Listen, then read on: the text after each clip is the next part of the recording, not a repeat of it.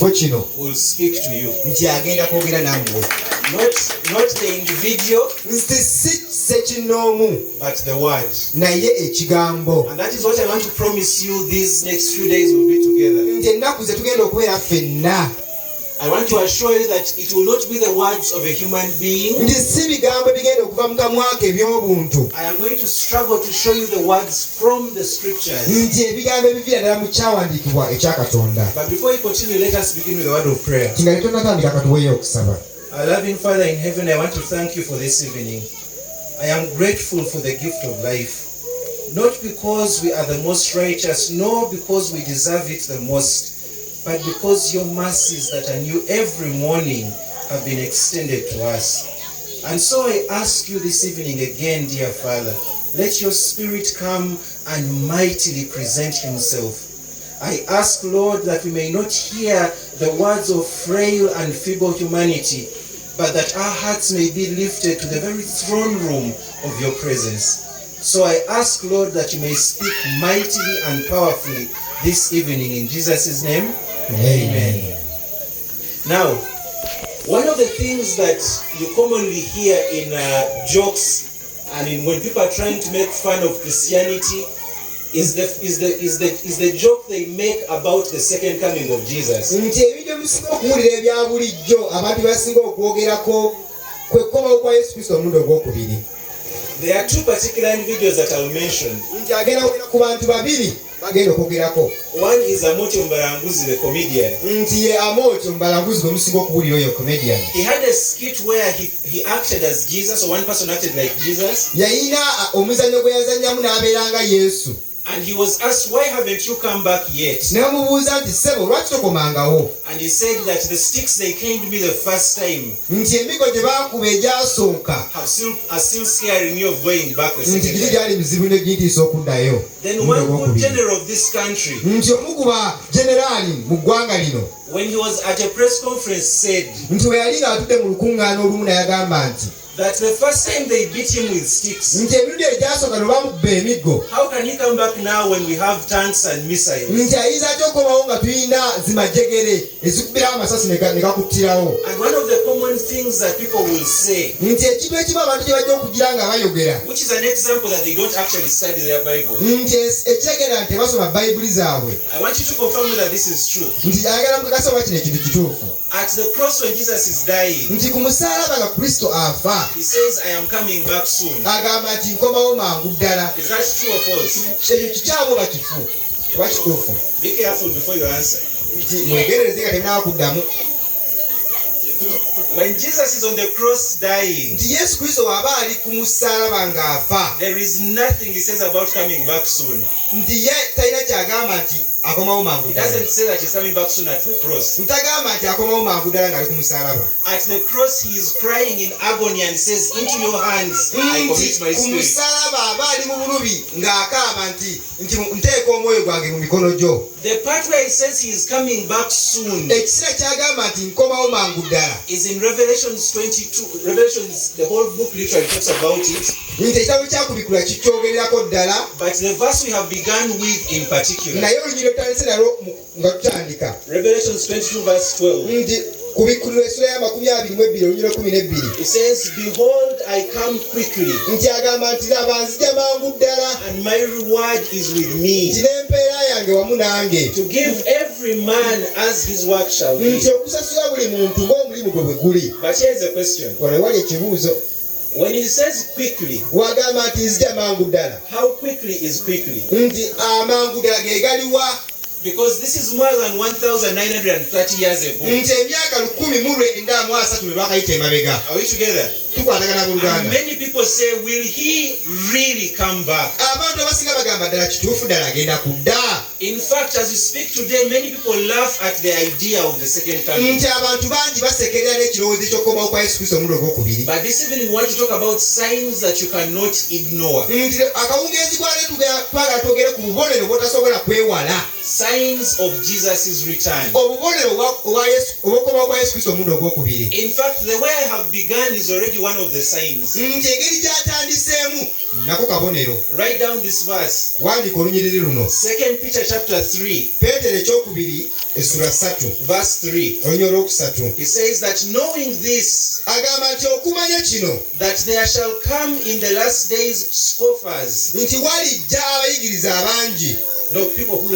abasekerezi bangi walking after their own lusts, nti nga batambulira mu kwagala kwabwe and saying, nga bagamba nti where is the promise of his coming? nti kuliwa okusuubiza kw'okukomawo kwe For since the fathers fell asleep, nti ng'abataata we beebaka all things continue as they were from the beginning of the buli creation. kintu kitambula bwekito nga bwe kyali okuva mu And you can ntandikwa continue reading down in the chapter. nti bw'ogezaako okusoma ng'okkirira wansi What we find today nti bye tulabako olunaku is olwaleero that every time you see someone making fun of the second coming, nti olaba buli muntu agezaako okukola katemba mu kukoma kwa yesu kristo omulogo that is an evidence that this verse is being fulfilled. bwe buno ebyogerako mu byawandiikibwa bino So let's see some of the things that we see in the world today. nti katulabe ku bintu byetulaba mu nsi There was a time when there was fear of war. nti waliwo ekiseera we waali okutiibwa kw'entalo What you see those people holding on the extreme right are called gas masks. nti bwe mulaba abantu bye bakutte ebirize bayita gas masks There was a time whereby people were scared that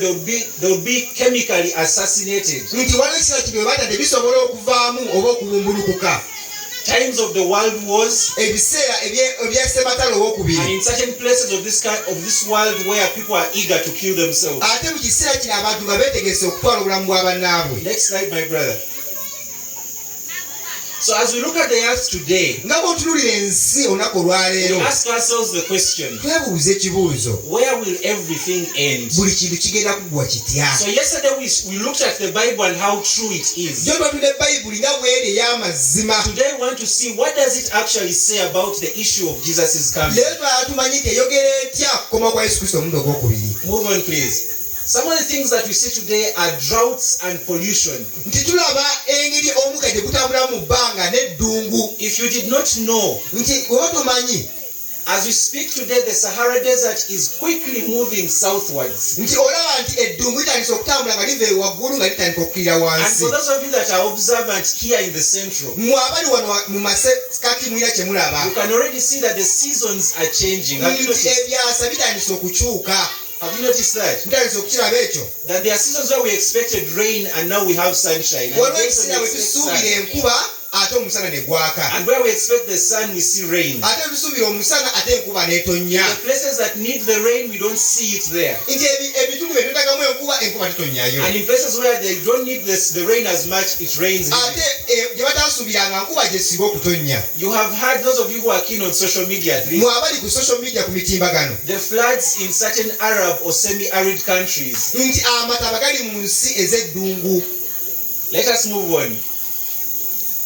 One of the things that shocked the world in the previous century ekintu ekyakanga ensi mu byasa ebyakayita is when the United States of America dropped an atomic bomb on Japan. nti ensi amerika we yasuula bomu mu japan The world has never been the same ever since nti ensi ya 1945. japan tebeeranga kyekimu okuba ebasuulayo bomu eyo No, the whole world. ensi tebeeranga kyekimu okuba ebasuula bomu eyo Because ever since then, nti okuva olwo you've had examples of people testing the atomics, different countries seeing who has the greater strength. buli nsi etandise okugezeza ebima byayo nga bibuuza eriwo esinga And when you look today, nti bw'otunula leero America and Russia nti amerika ne russia have the greatest number of nuclear warheads in the world. nti balina ebyuma eby'obutwa ebikyasinze mu nsi muno When they calculate how much destruction these nuclear warheads can bwe cause, bagezaako okubala engeri ekiyinza okutambulamu okubaako kyekikola ensi eno these weapons can destroy the world 45 times over. nti ebyuma bino bisobola okuzikiriza ensi emirundi 45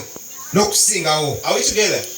That is what the world has today. ebyo ensi byeyina olunaku And olwaleero so some people are scared. abantu abasinga batidde nnyo Will Trump start a third world war? nti trump anatandika sematalo owokusatu Will the president of North Korea be the one? nti oba pulezidenti wa north korea Will it be Putin in Russia? oba anaabeera putin e russia Or will it be President Xi in China? oba anaabeera pulezidenti g e china Are we together? tuli fena The world abooluganda is not sure where the war shall start from. abantu tebamanyi wa olutalo olugenda So okuva you you have people who believe the world may end through these wars. abantu abasinga bangi bakkiriza nti ensi egenda kukomekera lw'entalo zino. But others also believe there are so many new diseases. abantu bakkiriza nti waliwo endwadde nnyingi. From 1945 to date, nti okuva mu 1945 paka kati we have had a good number of new diseases. What kind of diseases? nti tulabye endwadde nnyingi nnyo.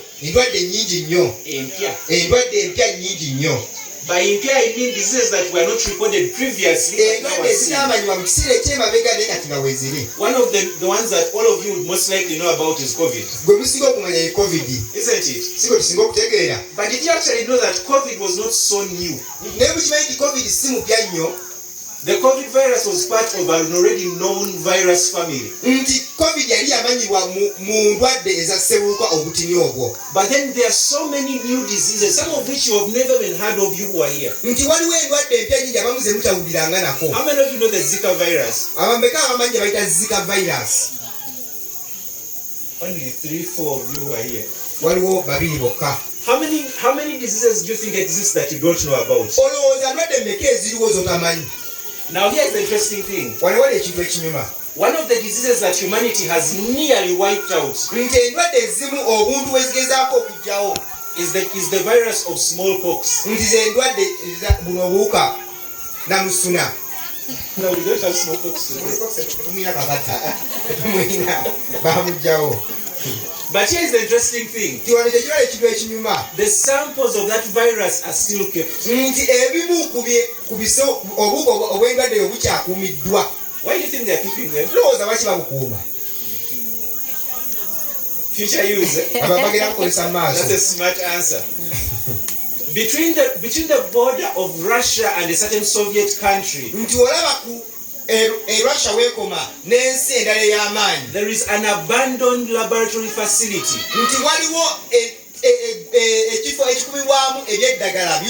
where there are microorganisms that can destroy the earth 9 times over. So if you think COVID was serious, there is potential of much worse. So which one will it be? Will the world end in war or in disease? There is a next one. The next slide, my brother. How about famine? No, famine. It's only that I did not want to scare some of you with some of the images of people who die of hunger. How many of you have seen someone die of hunger? You see, you only spend a few hours without eating and you feel like life is hard. How about when you have starved until you're on the point of death? In the previous century, no, the previous one, the 1900s. There is a photographer who came to Africa. And he went to one of the war-torn countries. And he was interested when he saw a young child who was dying of hunger. But the interesting part was this. There was a vulture waiting for the kid to die so that it eats it. Do you know what that means? The bird was waiting for this kid to die. There is another, actually, same with that same story. When this guy came back, when he went back to the States where he was from, this picture won him an award. But someone asked him, what did you do after you saw this child? What do you think he answered? He actually did nothing. And when he came back, chances are high that this kid died and this vulture indeed ate him. But here is the interesting bit. World hunger is not reducing. Every region that has a war is potentially ready for famine. yetegerekera okulumwa enjala. So you look at northern Sudan, southern Sudan. Amambuka mu Sudan ne wansi mu Maserengeta. You look at Somalia, Ethiopia. N'otunula mu nsi nga Somalia ne Ethiopia. You cross over to some of the countries in the Middle East. N'otunula mu nsi zonna ebuvanjuba. Those of you who are observant and take care of your news will at least know that there is starvation in Gaza right now. Abasinga okusoma bawulire mulaba nti waliyo okulumwa enjala mu Gaza. And that is just the tip of the iceberg. Naye ebyo byokka bye tugezaako okulaba n'amaaso gaffe. So which one will it be that will end the world? Naye kinaaba kiti ekinaamalawo ensi eno yonna. Because as we speak about, anyway, some of you may not be so deep into farming. Nti ebintu biyinza okuba tebigenda nnyo mu maaso mu kulima. When you want to have a good harvest, woba olina okufuna amakungula amalungi, where do you buy seeds? woba ogula ensigo. In Uganda today. Ogula mu Uganda? Woba ogenda okugula ensigo. You guys don't know. Temumanyi gye bagula ensigo mu Uganda? Container village. Oyagala kulima obulungi? Container village. Container village is correct. Container village. In Uganda today, nti wano mu Uganda leero, if you want to have a bountiful harvest, woba oyagala okufuna ebintu nga bingi nnyo by'ogenda okukungula, you go to container village and buy seeds. nti ogenda mu container village mu Kampala n'ogula ensigo, Whether it's maize, oba kasooli, cabbages, oba kabeji, all the things that you guys buy here in town. ebintu byonna bye mugula mu kibuga. Question: Ekibuuzo kiri nti what happens when they stop importing the seeds? nti singa balekerawo okuleeta ebintu ebyo mu Uganda, ensigo ezo mu Uganda, Where will you get the seeds to mugenda plant? kugyawo ensigo ze mulima. Now someone will say, no, we kept some seeds for the previous season. Abantu bagamba twakuma ensigo zaffe mu kyasa ekyayita. Anyone who is good in farming knows Buli muntu yenna omulungi mu kulima amanyi nti that as we speak today, nti bwe twogera kati, if you harvest your maize for this season nti bw'okungula kasooli omu sizoni eno, and you plant those same seeds again, nti noddamu n'osiga ensigo ezo, the harvest is not the same. nti ky'okungula si kye kimu n'ekyasoose. You can go and try people who actually farm. Genda onoonye abantu abalima abajja Actually, you kugula. can try something very simple. Kigezaako ekintu kino kyangu nnyo. You see the tomatoes you buy, Nti mugende mulabe ezinyanya ze mugula. go and try to plant those seeds. Genda oggyemu ensigo oddeyo zisimbe. And then when that plant produces, plant those seeds again. Nti weziddamu ne zireeta ebyokukungula ndaba ozisimba ensigo ezo. And tell me how much food you will get out of that tomato. Ojja kulaba kyonaafunamu mu nnyaanya So ezo. if someone is controlling your seeds, Nti oba waliwo omuntu ayimiridde ku nsigo zo nga yazifuga, how sure that they won't keep them so that all of you die of hunger? nti ayinza n'ozikuuma mwena ne mufa enjala. So which one will end the world? Is it war? Kyekigenda okumalawo eggwanga ensi eno, bigenda kuba lutalo, Is it disease? zigenda kuba ndwadde, Or is it famine? oba egenda kuba njala. Next slide. In 2012, Mu 2012 there was a story that made headlines. nti waliwo olugero olwatwala abantu bonna okululaba, That there was a big rock that was coming, a big asteroid that was coming to hit the earth. nti waaliwo ejjinja eddene yalijja okuba ensi eno. And those of you who are a bit observant will remember Nti mwenna abaliwo abasinga okukijjukira mukijjukira ekyo that they ekyaliwo. said the Mayan calendar had ended in 2012. Era nga bagamba nti no waliwo kalenda eggalibwawo mu 2012. So the world was ending in 2012. Nti ensi yali ekomekera mu 2012. But here we are in 2024. Naye ka tuli mu 2024. And the scientists tell us Ate bannasayansi batugamba, they assume there is another one coming. era bagamba waliwo ejjinja eddene erijja. So which one will it be? Kyekigenda okumalawo ensi eno. Next slide. When you look at some of the stress when people find news today, when you get shocked about what's happening, Nti bw'olaba engeri enyiika abantu gye bayitamu bwe basoma amawulire ku kiki ekigenda okujja. and please don't get angry that I'm using a white woman. You can also put a black woman there. Toyiga kubanga tukozesa omukyala oyo nga muzungu, tusobola okuteekawo omukyala nga muddugavu. The question is, when you see the things that are happening in the world today Bw'olaba ebintu ebibaawo mu nsi eno and they stress you, ate ne bikumalamu amaanyi, the question remains, ekibuuzo kisigala kiyimirirawo nti what does the Bible have to say? nti Bayibuli eyogera etya ku bintu ebiriwo kati. Next slide, my brother. Does the Bible have answers to these questions? Nti Bayibuli erina ekyokuddamu ku bibuuzo bino byonna. What is the answer? Kyekiyinza okuddibwamu. What do you think the answer is? Mulowooza ansa eri ki ku byo kino? You guys are too quiet. You're scared. Bambi nga musirise nnyo. Bayibuli erina ekyokuddibwamu ku bintu bino byonna. Next slide. The Bible tells us that there is a timeline that has been given.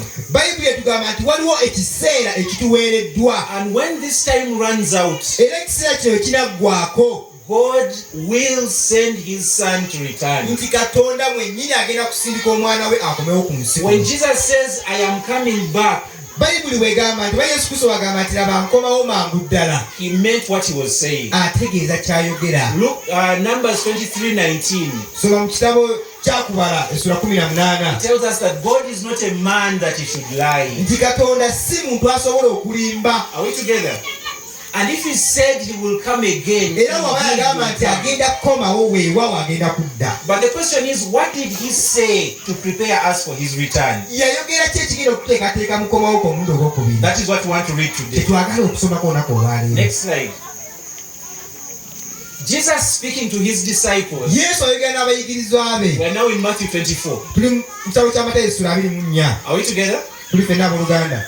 Jesus is about to be killed on the cross. Yesu Kristo mangu ddala agenda kuttibwa ku musalaba e Gologoosa. And as he is there, Waali ku musalaba, in the Jewish mindset, mu ngeri y'Abayudaaya kye baalina mu bwongo bwabwe, the temple was a very sacred place. nti eyeekaalu kyali kifo kya bwegendereza nnyo. And so when Jesus is looking at the temple, Yesu Kristo bw'atuulira yeekaalu bw'ati. in Matthew chapter 23 verse 38, Mu kitabo kya Matayo essula ya 23:38, he had just told the Pharisees yagamba Abafalisaayo nti, that behold, your house is left unto you desolate. laba ensi yammwe esigadde nga kifulukwa. And so when he moves out of Jerusalem, Era bw'ava mu Yerusaalemi, he stands on what is called the Mount of Olives. nti ayimirira ku lusozi olwa Olives. And this is what he says. Kyebyo kyagamba. Do you not see all these things? Temulaba bino bintu byonna? Assuredly, Nti mbagamba ddala nti, I say unto you, mbagambye amazima ddala nti, not one stone shall be left here upon another tewali jjinja na limu ligenda kusigala ku jjinja linnaalyo. that shall not be thrown down. Buli mulirina okumenyekamenyeka ligwe wansi. So when Jesus looks at the temple, Yesu Kristo bw'atuulira bw'ati yeekaalu, in his mind, he looks forward at a time when it will be destroyed. ye alaba mu kiseera nti engeri gyegenda okuzikiriramu. The disciples are confused. Nti abayigiriza nabo tebategeera kikiriwo. When they hear his words, they are shocked. Bwe bawulira ebigambo bye nabo ne batyamu. Next slide, my brother. This is a small, weak illustration of what that temple could have looked like. Nti kyekiro kijja tuyinza okuwaayo engeri yeekaalu n'engeri gyatuulangamu. To the Jews, when they would look at their temple, they would be happy. Nti bwe baatunuuliranga yeekaalu yaabwe ne basanyuka nnyo. Next slide, my brother. So this is what the disciples asked Jesus. Kyekiro kibuzo abayigiriza kye babuuza Yesu. And I want you to notice, Ayagala mukitegeera ekibuzo kye babuuza there Yesu. are two questions in one. Waliwo ebibuzo bibiri mu kibuzo kimu. And I want you to tell me if you can see the questions. Musobola okulaba ebibuzo bino ebiri. The disciples asked Jesus, Abayigiriza babuuza Yesu, tell us when these things will be, tubuulire ebintu bino bigenda kubaawo ddi, and what shall be the sign of your coming and of the end of the age. nti bubonero ki obw'okukomawo kw'omulundi ogwokubiri obugenda okumalako ensi eno. Isn't that the same question we have today? Si ekibuzo kye tuna leero? Isn't that the thing that people laugh about when they're saying Jesus said he will come but he has not Si come? kyekintu abantu kye basekera bagamba nti Yesu Kristo yagamba nti ajja kudda. 2,000 years ago, Emyaka almost, 2,000 emabega egyakayita. people were asking the same question. Abantu babuuza ekibuzo kye kimu. Do you think Jesus answered them? Lowooza Yesu yabaddamu? The answer is yes. Ye, Yesu yabaddamu. And what did he tell them? Yabaddamu ki? Matthew 24, continue the next slide, my brother. Talking about his soon return and the destruction of Jerusalem. Continue. Ayogera engeri Yerusaalemi gyegenda okuzikiriramu n'okukomawo kw'omulundi ogwokubiri. He tells them something interesting. Abagamba ekintu ekisinga okusanyusa Remember wano. that there were two questions they asked. Jjukira nti babuuza ebibuuzo bibiri. The first one was, what shall be the sign of your soon return? Nti bubonero ki obugenda okulaga okukomawo kw'omulundi ogwokubiri. And when will the destruction of Jerusalem be? Nti ne Yerusaalemi egenda kuzikirira eddi. This is what Jesus tells Ekyo them. Yesu Kristo kyaddamu. Therefore, Nti when you see the abomination of desolation spoken of by Daniel the prophet. bwe mulaba ekyomuzizo ekyayogerwako Danyeri nnabbi wa Katonda. So I want to first pause there. Ayagala asooka awumulemu kaawe. If Jesus is quoting Daniel, bw'aba Yesu Kristo ajja mu kitabo kya Danyeri. have you read the book of Daniel? Mwasomye ekitabo kya Danyeri? Have you read it? Mwali mukisomyeko? Before these people come and say that Jesus has delayed to return, have they read Daniel? Nti abantu bano tebalagamba nti Yesu Kristo ayoddewo okudda. Basomye ekitabo kya Danyeri? They have not. Tebannakisoma. And that is why whatever we are going to read today Kyokka kye tugenda okusoma leero kyonna is news to them. nti mawulire gye bali. So this is what Jesus says. Ekyo Yesu Kristo kyaddamu. When you see this abomination of desolation Bwe mulaba ekyomuzizo ekyayogerwako by Daniel the prophet, Daniel kyayogerako nabbi wa Katonda, he says, standing in the holy place. nti nga kiyimiridde wakati mu yeekaalu ya Katonda. Your Bible has in brackets, Nti Bayibuli eyina wakati mu bukomera. whoever reads, let him Nti understand. buli muntu asoma ategeere. Then let those who are in Judea Nti abali mu Yudeya flee to the mountains. nti no badduke ku nsozi. Next one. Let him who is on the housetop not go down to take anything out of his house. Oyo ali waggulu aleme kudduka wansi kudda wansi. So Jesus told the disciples, Yesu Kristo agamba abayigiriza be. there is something that will happen to Jerusalem when you see it. Awo ekyo kigenda okuba ku Yerusaalemi nti bwe munaakiraba Don't hesitate or waste time. nti togezaako kumala biseera. Next slide. It says, actually you can skip that one, go to the next one. Now, about the same passage, Luke writes it this way. Nti no mu lugero lwe lumu mu Luka essula ya mu olumu. I want to remind you Nti ayagala okubajjukiza nti that they asked Jesus, how will we know that Jerusalem is about to be nti destroyed? baabuuza Yesu Kristo nti Yerusaalemi egenda kuzikirira etya. And then they asked the second question, how will we know that you're about to Ne return? bamubuuza nti ogenda kukomawo otya omulundi ogwokubiri tunaamanya tutya. And he's answering the first one. Ali kuddamu ekibuuzo ekisooka. When you see Jerusalem surrounded by armies, Nti omulaba Yerusaalemi nga yeetooloddwa Then- amagye, then know that its desolation is near. mumanye nti ekiseera kyayo eky'okuzikira kituuse. Are we together?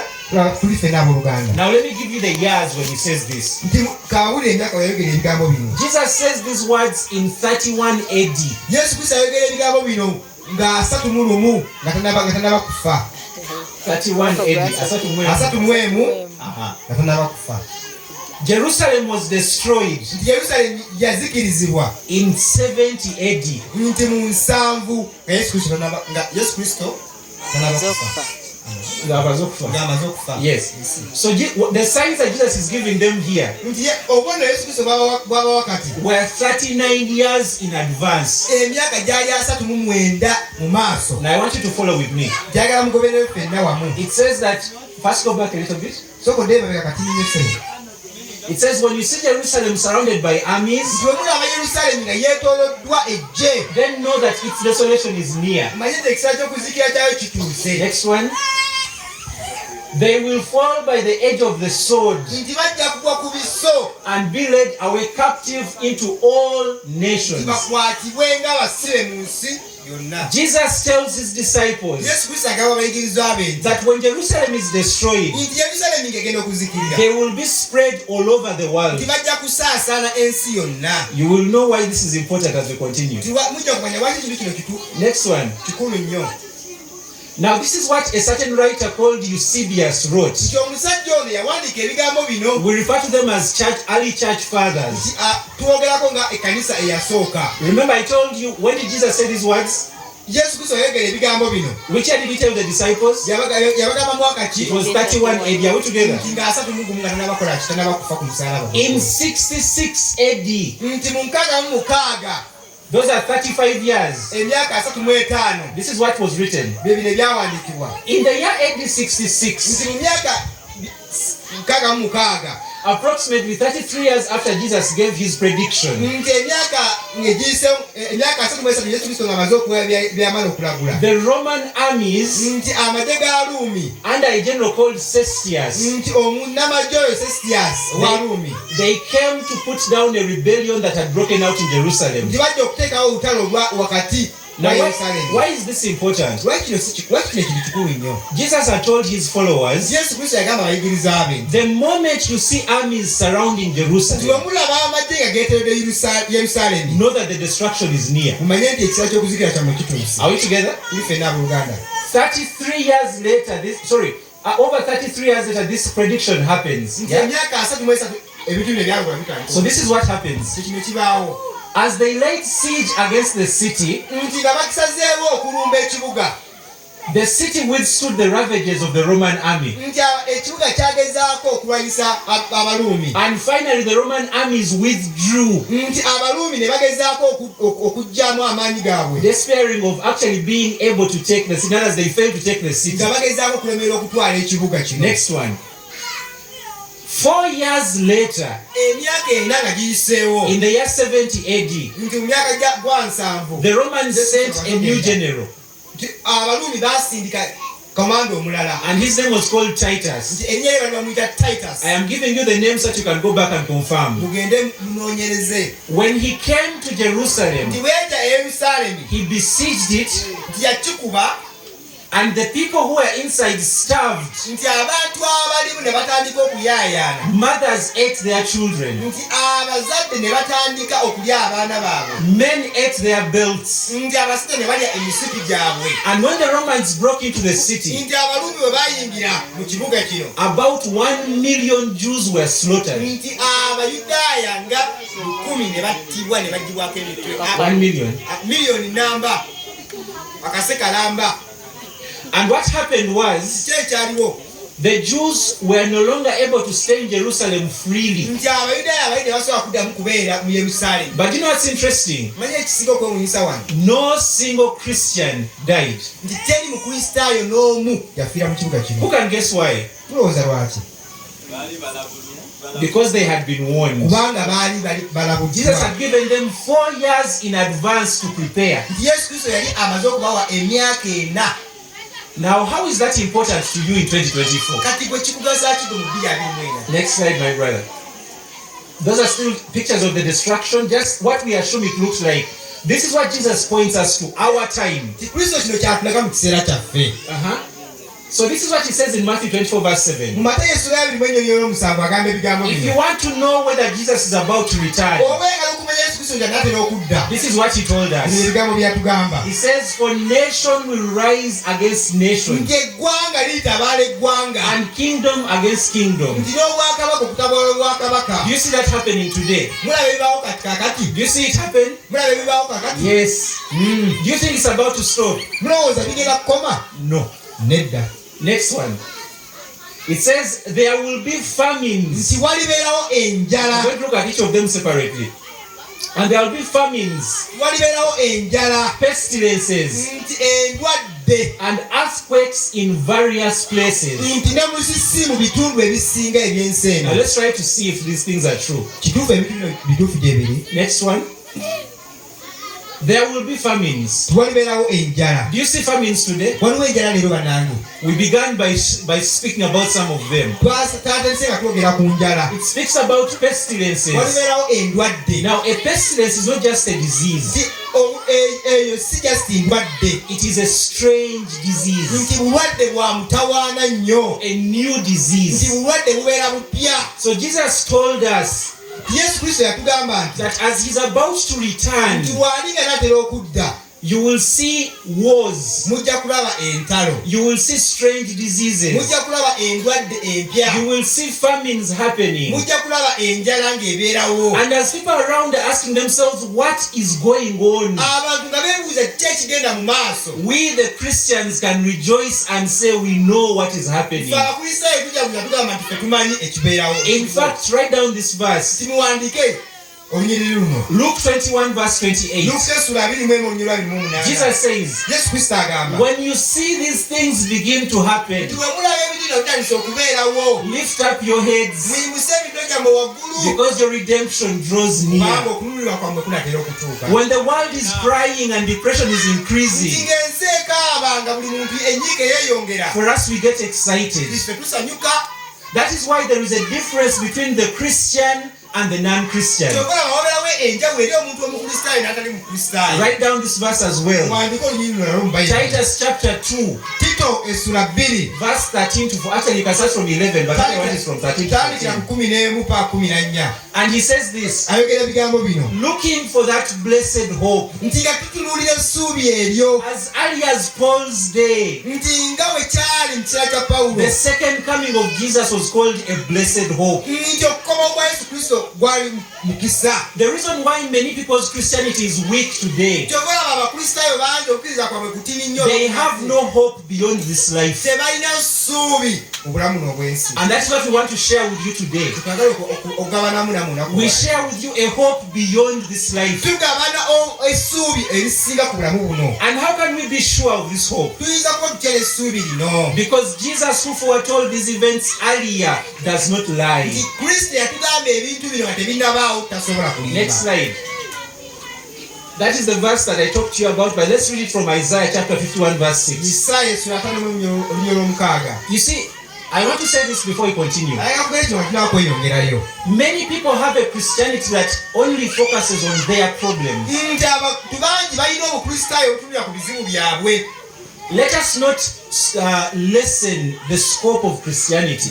leka tunekuza wansi ekinyusi ky'obukristaayo. When God calls a Christian, yesu kristo wakuyita omukristaayo He has called you as a witness for something greater. azze okubeera omujuliro olw'ekintu ekinene. And when you see yourself as a Christian, bwe weeraba ng'omukristaayo God is using you as evidence. ti kristo akozesanga obujulizi. You read this verse later. tojja kusoma olunyirimu edda 1 Corinthians chapter 4 and verse 9. bakolinso ekisooka essula 4:9. But let's come back to this. kasooka tugemewo ku luno. As we see all these problems happening in the world, ebintu bino bibaawo mu nsi yonna. the Bible tells us, bayibuli etugamba lift up your eyes to the nti heavens muyimuse amaaso gammwe eri eggulu and look on the earth beneath. nti mutunule ne wansi mu nsi For the heavens will vanish away like smoke, nti eggulu lijja kuggwawo nga omukka and the earth will grow old like a garment. n'ensi ejja kukaddiwa ebeere nga olugoye olukongedde. Those of us who are a bit more informed about what's happening today, fe abamanyi ebintu ebibaawo mu nsi muno if you want international money, bw'oba oyagala ssente ez'ensi eno talk about climate change. yogera ku kukyukakyuka kw'obudde. Talk about how the world is growing old. laba ensi nga bwetandisa okaddiwa. Talk about how global warming is happening. laba ekikka bwe kyeyongera waggulu mu bbanga. Wouldn't you agree with me nti musobola okukanga wamu naye that the earth says it cannot take it any longer? nti ensi teyinza kubeerawo bbanga lijja maaso. In fact, nti those of you who went through school will agree with me. mwe abantu abagezeko omusomero mujja kukanya wamu naye. We have two kinds of resources. tulina ebintu bibiri. We have renewable and unrenewable resources. tulina ebyo ebyezza obujja n'ebyo ebiriwo emirembe n'emirembe. What do you think would happen if fuel ceased to exist? mulowooza kyekiyinza okubaawo singa amafuta gaggwawo. You realize that just in COVID, when the fuel prices went high, everyone was crying. timujjukira amafuta bwe gadda waggulu buli muntu era akaaba. But what happens when fuel is done, like the world has no fuel anymore? kyekiyinza okubaawo singa ensi amafuta gaggweramu ddala. Have you thought of that? bali mukirowoozezzaako. Next slide, my brother. In Matthew 24:7, Jesus also said this. matayo essula 21:7 yesu kristo ayogera ebigambo bino And there will be earthquakes in various places. nti walibeerawo musisi mu bibuga ebimu. I want to remind you, ayagala okubajjukiza nti he writes these things nearly 1,980 years ago. nti awandiika ebintu bino emyaka 1900. Now here's an interesting statistic. wano wali ekintu ekisinza okusanyusa Between 1994 and today, nti okuva mu 1994 paka leero the number of earthquakes that happen per day, nti musisi eyakagwa buli lunaku ajja buli lunaku per what? buli lunaku Per day. buli lunaku In a day around the world in different places, there are no less than 100 earthquakes plus. nti buli lunaku mu nsi wabeerawo musisi 10 n'okusoba mu bitundu eby'ensi. The magnitude differs, nti obunene buyinza okuba bwawukana. but every day there are no less than 100 earthquakes. That is what the National Geographic said in one of the reports. abasajja abavumbuzi bagamba nti buli lunaku musisi nga 10 buli nsi ayitamu. Those of you who are interested in making further research, mwabagala okuddayo okusomako mu maaso eyo go and read about something called the San Andreas Fault. tunuddeyo musomeko ekyo ekigambo kyayogedde abasoma. Geologists believe nti abasajja abavumbuzi abasoma enjazi bagamba nti when that fault snaps, nti eyo gundi bwebaawo bweyaka emyansa oba bwebaluka. imagine how you have to, like, you know this. So when this happens, nti kasitebeera ng'ebaluka bweti yejjako it will cover nearly the whole of America with water. nti ejja kuwa Amerika yonna amazzi. No, it will cover it with water. yonna yonna ejjule amazzi. Yes. Now these are some of the things that people are worried about, but we as Christians know where everything is going. nti bye bino ebintu abantu abasinga abafarisayo nefe abakristaayo tetusobola kweraliikira. Luke repeats the same things. Luka ayogera ebigambo bino. There will be great earthquakes Tiwajja kubeerawo musisi ow'amaanyi in various places, mu bifo ebisinga obungi, and famines and pestilences. nti okulumwa enjala n'endwadde ez'amaanyi, And there will be fearful sights and great signs from heaven. nti wajja kubeerawo okutya okw'amaanyi, And there will be signs in the sun, wajja kubeerawo ebiraga ku musana, in the moon, ne ku mwezi, and in the ne stars. ku munyenye. Now let me shock you.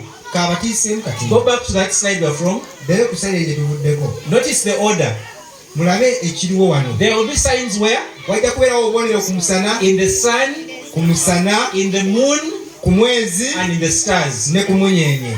Note down these years, go back and make research. Muwandiike emyaka gino muddeyo munoonyereze. On May 19, 1780, Mu Meeyi mu 1978, people woke up in the morning normally, abantu baazuuka ku makya ga bulijjo and the sun turned dark. nti omusana ne gubeera nga tegukyalaba, It was so dark nti kyali kizikiza nnyo, that those who recorded said nti abo bawandiika baawandiika that when you'd hold up a torch or a candle, nti nga bw'okwata bwoti katookiyo oyakise, it can only produce light around it. kyejja kuleeta ekitangaala yokawukawuka weeri. A few years earlier, in 1755, Nti mu 1755 there was an earthquake in Lisbon, Portugal, nti waaliwo omusisi eyayita, which shook Europe, nti yakankanya Europe, some parts of Asia, nti ne mu Asia and waggulu, some parts of North Africa. nti ne wano wansi mu Africa. It is one of the biggest earthquakes on record to date. Nti yoyo musisi akyali ow'amaanyi. In Mu 1833, 1833 November 1st and November 13th and mu 25th November 13 and 25th, n'abiri people looked up in the heavens abantu batunula mu bbanga and they saw the stars as if they were falling. ne balaba emunyenye nga ziringa ezigwa. Some who described it said Abantu abamu abakiwaleko ne bagamba nti that it was as if the heavens had been shaken like a tree that has mangoes, nti eggulu lyabeera ng'erinyenyezeddwa ng'omuti oguliko emiyembe, and the stars were falling in different directions. emunyenye netandika okugwa mu bitundu ebimu eby'enjawulo. Was this a shock to the Christians? Nti bino byatiisa abakristaayo? No. Nedda. Because they knew that these are signs that are telling us something. Nti baamanya nti buno bubonero obutulaga nti waliwo ekijja. Please continue. Now, about the earth, this is what it says. You've heard of tsunamis. Those of you some of you are a bit too young to remember the tsunami of 2004. Muwulira ku mataba g'amaanyi nnyo agabeerawo ku nnyanja. But there are tsunamis that have happened since 2004 to date. There are others. Nti waliwo amataba mangi gazze gabeerawo It okuva says that on the earth we shall see distress of nations. tujja kulaba ensi After the Second World War, nti sebatale owokubiri ng'amaze okuggwa, different nations try to come together, ensi ezimu zagezaako okudda awamu eventually forming what is called the United ne Nations, bagatta ensi eza union eziri mu mukago the UN. gw'amawanga amagatte. And the idea was that if all of us come together, we'll love each other more and we want to go to war. Era nga bagamba ffenna bwe tujja kubaawo nga tweyagala tujja kuddamu kuwanagana. But ever since that happened, Naye okuva ebagattawo amawanga amagatte there has been more bloodshed after the United. nti wabaddewo okuyiwa omusaayi kungi nnyo okuva ebeegatta. And what has become interesting is this. Kiki ekiyinza okuba ekisanyusa ekiriwo mu bino Have ebingi? you asked yourself the question, Wali babuuzaako ekibuuzo, why don't we just stop manufacturing guns and war stone? lwaki tulekerawo okukola mundu ne bbomu zino ezita abantu? Do you realize that every passing day, Mumanyi nti buli lunaku oluyitawo, people are inventing new ways and new machines to kill each other? mumanyi nti abantu bavumbula ebintu bingi nnyo ebyokutta bannaabwe, And it is not about to end. ate tebigenda kulekeraawo okukoma. The Bible told us that on the earth we will see distress of nations, Nti abantu batugambye nti mujja kulaba ensi nga zezikiriza, with perplexity, nti n'okulumwa, the sea and the waves roaring. nti gasere amayanja amanene n'empewo nga zitambula. If you go online on YouTube Nti ogenda kuno ku mutimbagano and check for the tsunami that happened in Japan, n'olaba ku amataba galiwo mu Japan, those who recorded mu abawandiika wansi, it, they showed buses being lifted like matchsticks. nga balaba nti zino ebbaasi ennene nnyo nga zimuka mu bbanga ng'obuti. Water waves were coming and passing over over storied buildings. Nti amazzi nga gatambula mu bbanga ne gakuba ebizimbe waggulu mu bbanga. Thousands of people died. Abantu 10,000 ne bafa. And yet these things have continued happening. Ate ebintu bino byeyongedde okubeerawo. Next slide, my brother. Let's get a bit quickly. So we have seen all of these things happening. Tulaba ebintu byonna nga bibaawo. If you look critically in the center, nti bw'otunula wakati in that picture there, mu kifaananyi kino kitulaba wano, you will see two men being immoral. nti nga mulaba abantu babiri nga bagezaako kukola ebyobuseegu. And one of the things that is growing today mulaba ebintu ebisinga okukula kaakati is homosexuality. nti bwe bufumbo obw'ekikula ekimu. You see it in different churches. tulaba mu makanisa agamu. You see it in political circles. nti abantu bannabyobufuzi batandise okubiwagira. You see great nations pushing for it. nti mulaba ensi ez'amaanyi ziwagira ebisiyaga. And some people even come out open on Instagram and on TikTok and on Twitter, ku mitimbagano abantu bavaayo kyere saying that this is who I am. ne bagamba nti nze mundaba nga bwendi. This is what the Bible tells us. bayibuli kyeyogera. Next slide, my brother. It says that likewise among the signs Jesus gave us. omu ku bono yesu batuwa mu Luka essula 17. Meanwhile, before someone starts getting angry, omuntu omu nga tanaba kunyiiga. these are not my words. zino si bigambo bye. These are where? bino bigambo byaki? In the Bible. bigambo bya bayibuli. Are we together? tuli ffenna abooluganda. These are the signs Jesus gave. obubonero omu yesu kristo bw'atuwa. Likewise, nga bwe kyali as it was also in the days of Lot, mu nnaku za Lutti, even so will it be in the day when the Son of Man is revealed. bwekyo bwe kiribeera ng'omwana w'omuntu anaatera okudda. How immoral was Sodom and Gomorrah. mujjukiranga Sodoma ne Gomora bwe yali. The Bible tells us that is what will happen before Jesus returns. nti bye bigenda okubeerawo nga yesu kristo n'aba kudda. When you see different things happening in the world today, bw'olaba ebintu bijja ebibeerawo mu nsi I mu want to ebibeerawo, assure you that this is not a surprise. nti bino si byakwewuunya. Because as we shall study later on, nga bwe tugenda okusoma mu maaso awo, when Jesus came to the earth, yesu kristo bwe yajja mu nsi, his problem was to remove sin. nti omulimu gwe omukulu gwakugyawo kibi. Let me tell you some of the weird things that are happening in the world today. kabulye ku bintu ebyewunyisa ebirawo mu ggwanga mu kakati. Do you see all your children that are here? mulaba abaana baffe bonna abali wano. One of the trending problems today ebintu ebisinga okubeera by'amaanyi kati ebiriwo, is something called child trafficking, mulaba okukwatibwa kw'abaana, okutwala abaana, where they get these children nga bakwata abaana abato and they sell them. ne batandika okubatunda. They sell them in different countries ne babatunda mu nsi mpitirivu nnyo and they ezimu, do different things to them. ne bakolako ebintu by'amaanyi. Some are made into prostitutes, abamu babafuula bamalaaya, some are harvested for their organs, nti abamu babajjamu ensigo zaabwe n'ebintu ebirimu, and others are made slaves. abantu ne babafuula okubanga balinga abaddu. It gets even worse. ne kifuukira ddala kintu kibi There nnyo. is a place in the world today nti waliwo ekifo ekimu mu nsi muno, where mature men drink alcohol that has snake blood, nti abantu abamu banywa omwenge ogulimu omusaayi gw'emisota, and then they rape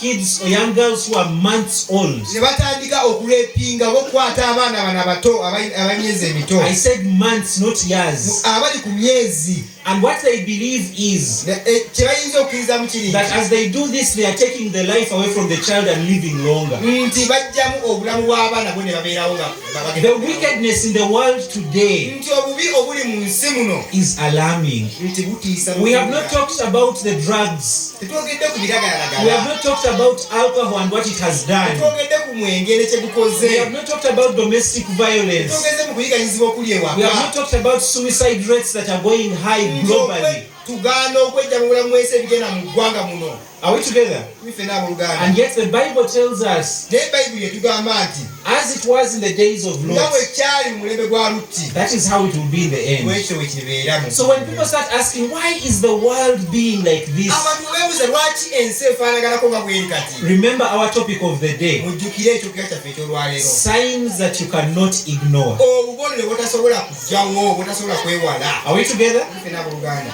The world shows us today bayibuli ensi etulaga ebintu bingi nnyo that we leero, are going somewhere. nti tulina gye tulaga. Now allow me prepare to finish. katumalirize abooluganda. Next slide. Still we are told by Jude, nti Juda atugamba ebigambo bino, you can note down the verses, that Sodom and Gomorrah and the cities around them in a similar manner to these. nti Sodoma ne Gomora mu ebibuga bino nga bwe kyali. Next slide. having given themselves over to sexual immorality beewaayo eri ebyobuseegu and gone after strange flesh. ne bagenda okukozesa emibiri gyabwe. Next slide. We find that this is what's going to happen as Jesus is about to return. Bino bye bigenda okubeerawo Yesu Kristo yatera okudda. He says, and I'm going to go through this quickly. For men shall be lovers of themselves, nti abantu baliba beeyagala bokka, lovers of money, nga baagala ensimbi, boasters, nga beeyagala bokka, proud, nga beewulira bokka, balina amalala, blasphemers, nti nga abayisaamu abakulembeza amaaso, disobedient to parents. nti nga tebawa abazadde baabwe bitiibwa. Which of those things haven't you seen in the world Ebintu today? byonna kiki ekintu kyemukalabe ekiri mu ggwanga muno? Everything is doing what? Buli kimu weekiri, Is happening. buli kimu weekiri sene. Do you know what the world is looking at? Tumanye esi kyetunuuliddewo kaakati. Everyone is worried about how will I buy a car, how will I build a house. Buli omu yeebuuza nti naazimba ntya amaka, naagula ntya emmotoka. And these signs are happening when we are seeing. Nti ebintu bino bibaawo ffenna nga tulaba. But one of the interesting things to me Nti ekibi ekisinga okumusanyusa is in Christianity itself. kiri mu Kristaayo mwennyini. Next slide. You read those when you get home. Next one. I like this. Despisers of good, Nti nga bakyawa obulungi, traitors, nga bali bankwe, headstrong. nga tebaagaliza. Now listen to these following words. Muwulise ebigambo bino. Lovers of pleasure more than lovers of God. Nga baagala amasanyu okusinga okwagala Katonda. Even in Christianity today, Ne mu Kristaayo kaakati, you will find Christians who will give 2 minutes of Bible study, nti mujja kulaba Abakristaayo bangi nga bawayo obudakika bubiri eri a ebyawandiikibwa. few minutes of prayer, Obudakika butini nnyo mu kusaba. but then 4 hours of a movie. Naye ate nga balaba firimu essaawa 4. Kituufu. We see these things, don't we? Tulaba ebintu bino. Continue on. Christianity today Obukristaayo leero has a form of godliness, nti balina engeri y'okutya Katonda, but they deny its power. naye beegaana amaanyi ge. The power of Christianity Nti Obukristaayo kakati amaanyi gaabwo is not necessarily in miracles alone, tebuli mu byamagero ebiriwo kaakati, but it is in how a sinner becomes a saint. nti omuwoonoonyi afuuka atya omutuukirivu. The true power of Christianity Nti amaanyi g'Obukristaayo is to take someone who is a drunkard kwe kulaba omuntu abadde anywa omwenge, and then he is transformed into a sober person. okukyuka okufuuka omuntu eyeesimbye. That is the real power of Ge Christianity. g'amaanyi g'Obukristaayo. Write down this verse. Andika olunyiriri luno. Colossians 1 verse 27. Abakolosaayo essula 1:7. It says that this is the mystery of godliness. Kino ky'ekyama kya Katonda, Christ in you, nti Kristo mu ggwe, the hope of glory. nti ekitiibwa ky'amaanyi. Do you want to know the power of Christianity? Twagala okumanya amaanyi g'Obukristaayo, How much of Jesus do you reflect? nti Yesu Kristo wa ngeri ki bwe gulaga abantu. Next slide, my brother. We're coming to a close. It says about this that evil men and impostors will grow worse and worse, Nti abantu ababi ennyo bajja kweyongera okukula, deceiving and being deceived. nga balimba ate nga nabo balimbibwa. Here's why I want to ask a question, Ono ayagala okubuuliza ekibuuzo which may seem weird. nga kirabika nga ekitategeereka bulungi. How sure are you that I am not lying? Muyinza kumanya mutya talimba Because I'm putting on a suit. kubanga ayambadde essuuti? Is that where your confidence is? Awo wali amaanyi gammwe. The reason we are encouraging you to read Y'ensonga lwaki tubagamba musome, is go back and see if these words are there. yayyo okebere olabe ebitabo bino bajja ebiri bituufu bya ddala. Matthew 24 and verse 4 tells us Bw'osoma ekitabo kya Matayo essula ya 24:23 that take heed lest anyone deceives you. nti leka tokkiriza nga muntu yenna kulimba, Get your Bible and read it. na Bayibuli yo ogisome. If you cannot read it, ask someone that you read it together. Bw'oba tosobola kugisoma saba mukwano gwo mugisome mwenna. Are we together? That is why we said that if you have questions, please bring them. Bw'oba olina ekibuuzo kyonna bambi kireete. Then it says that if anyone says to you, look, here is Christ, or there, do not believe it. Waba omuntu agamba nti Kristo wuuli eri temumukkiriza oyo. In the 1980s, there was someone claiming to be Jesus who appeared in Kenya. Ti mu 1980 waliwo omuntu eyabika nga Yesu yagamba nti ali Kenya. As of recent, as just less than 10 years ago, someone appeared saying he's Jesus in Southern Africa. Ne mu South Africa waliwo omuntu eyalabika n'agamba nti ye Yesu. There are various places where people have claimed to be Jesus, including Uganda. Ebitundu bingi abakanisa okweyita Yesu ne wano mu Uganda. Have you seen the Jesus who was on NTV? Mulabye ba Yesu abali ku NTV Who actually had followers? eyina abagoberezi. There's another Jesus who actually appeared and refused to be counted in this census. nti waliwo ne Yesu Kristo yaganye okumubala mu kyasa kino waali yazagamba nti ye Yesu.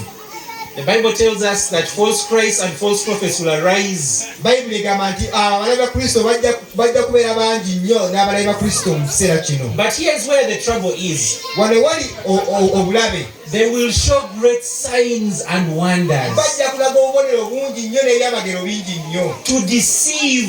N'okulimba. Listen to this. Muwulize kino. If possible, even the very elect. Nti n'abamu ku balonde. Will there be miracles in the last days that even try to deceive those people of God? Tibajjagezaako n'okulimba abantu ba Katonda. Are we together? Ife n'aboogamba. Your safety is in reading the word. Nti obwesigwe bwo buli mu kusoma kigambo kya Katonda. And so this is where I want to end, Ono we twagala okumaliriza. because time has run very fast. Kubanga obudde bugenze.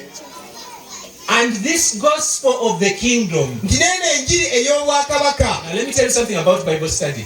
Muwulize ekigambo kino kusoma Bayibuli muno. If that verse said, Waliwo olunyi olwayogera.